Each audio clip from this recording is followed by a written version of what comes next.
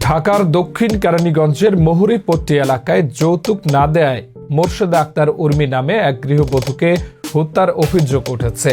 এ নিয়ে এলাকাবাসী ও নিহত উর্মির স্বজনরা মানববন্ধন ও বিক্ষোভ মিছিল করেছে। বুধবার বিকেলে দক্ষিণ কেরানীগঞ্জের সুভাড্ডা মহুরীপট্টি এলাকায় 2 শতাধিক নারী পুরুষ মানববন্ধনে অংশ নেয়। স্বজনরা জানান, বিয়ের পর 8 লাখ টাকা যৌতুক দেয় উর্মির পরিবার। এরপর আবারও 2 লাখ টাকা যৌতুক না দেয় তাকে নির্যাতন করে গত 26 জানুয়ারি শ্বশুর বাড়ির লোকজন মিলে মেরে ফেলেছে। এ সময় বিক্ষুব্ধ এলাকাবাসী উর্মিকে হত্যায় জড়িত তার স্বামী সজীব খান, দেবর রাজীব খান, আরিফ খান ও শাশুড়ি পিয়ারা বেগম সহ যারা সহযোগিতা করেছে তাদের দৃষ্টান্তমূলক শাস্তির দাবি জানান। এই যে নারী নির্যাতন হতে আছে সেটার অবশ্যই সরকার কেন প্রতিবাদ করে না? ঠিক আছে, প্রতিটা ঘরে ঘরে যদি এরকম কারো মা, কারো সন্তান, কারো এরকম স্ত্রী কেউ যদি কোনো মেরে ফেলে তো পৃথিবীর মুখে তো মায়াই চলে গেল। তখন এই বাংলাদেশের ভিতরে কিভাবে চলবো মানুষ? কিভাবে মেয়ে বিয়ে দেবো আরেকজনের ঘরে? বলেন, সবার ভিতরে হাহাকার চলতেছে। খুনের ফাঁসি সজীবকে এবং ওর মা পেয়ারাকে সুস্থ তদন্ত কইরা এটার বিচার আমরা অবশ্যই চাই। ওদের ফাঁসি দেওয়া উচিত, যাতে কোনো ঘরে ঘরে এরকম কোনো মেয়ে নির্যাতন না ওরকম চাই। ওরা ফাঁসি আগে দেওয়া দরকার।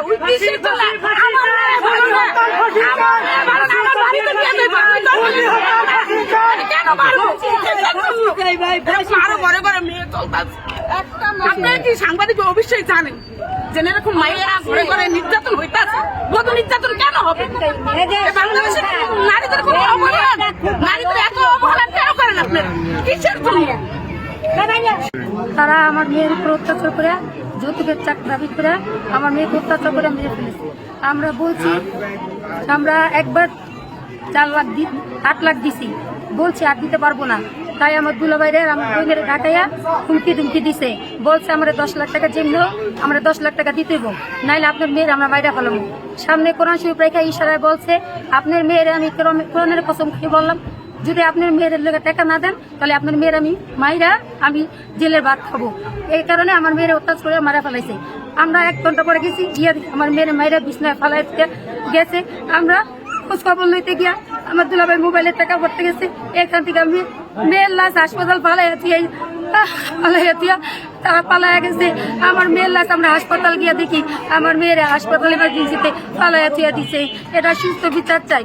ও 3-4 জনের ফাঁসি চাই, ওর মার ফাঁসি চাই, আমার মেয়ের জামাই সজীব ওর ফাঁসি চাই, ওর 2 ভাই আরিফ রাজীব ওর সজীব ফাঁসি চাই।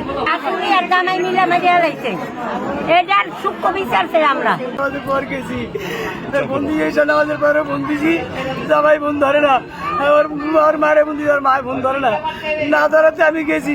যাইতে আমার ভাই এই বিষটায় পড়ে রয়েছে, আমার ভাই কথা কয় না, আমার বলে টাকা নাই, কারে বন্ধু টাকা পাঠাইছি। এখন আমার ভাই মেডিকেলে শাশুড়ি নেই, ওটা পালাই দিয়ে আই বলছে ভাই আমার ভাইয়া জামাই মারছে, ওর মায় মারছে, ওর ভাই মারছে, ওর নন্দে মারছে, সবাই গলা টিপে বেরিয়ে লাইছে, ভাইরা পালাইছে। তো ওদের ফাঁসি চাই, আমি ওদের ফাঁসি চাই। যৌতুক চাইছে। আমার বাবা বলছে যে তোর যদি আমার মেয়ে ভালো না লাগে তুই আমার বাসায় দিয়ে যা, সমস্যা নেই আমার। তারপরে ও কসম কাইটা বলছে আপনার মাইয়ারে আমি মাইরা ফালাবো, তারপর আমি জেলের ভাত খাবো। সেদিন আমার মেয়েরা মাইরা ফেলাইছে। আমরা হাসপাতাল থেকে তারপরে এখানে আসছি। এখানে আসার পরে আমরা প্রশাসন হয়ে গেছি, ওদের কোথাও পাই নাই। তো আমরা নিউজ পেলাম যে রানা মিয়ার বাসায় আছে। ওদিনকে আমরা প্রশাসন নিয়ে রানা মিয়ার বাসায় গেছি। রানা মিয়ার বাসায় রানা মিয়ায় এক দারোয়ান বলতেছে দারোয়ান গেট খুলে না। প্রশাসন দেখছে একবার দারোয়ান উঠছে, তারপরেও দারোয়ান গেট খুলে না। হয়তো বা দারোয়ান ঢাকা থাকতে বলে রাখছে। তারপরে প্রশাসন লোক প্রায় 1 ঘন্টা পরে গেট খোলাইছে। এখন আমরা উপরে গেছি, দারোয়ানটা জিজ্ঞেস করি যে রানা মিয়া একবার রানা মিয়া হসপিটাল, একবার রানা মিয়া বাসায় নাই। আবার ওয়াইফের ফোন দিছি, অসুস্থ উঠতে পারবো না। আর ওয়াইফের সাথে প্রশাসনের কথা কইছে, আর গেট খুলেই নাই। সারা রাত গেট খুলে নাই। প্রশাসনের লোক ওখানে বসে আছিল। প্রশাসনের লোক বলে আমরা কি করুম, আমাকে কাছে তো কিছু নাই, এখন এর বাসাতে চেক করুম। আমরা পরে খবর পাইছি যে রানা মিয়ার বাসাতে রাত 4:30 বাজে এরা বাইরে আইছে। রাত 4:30 বাজে এরা বাইরে আইছে।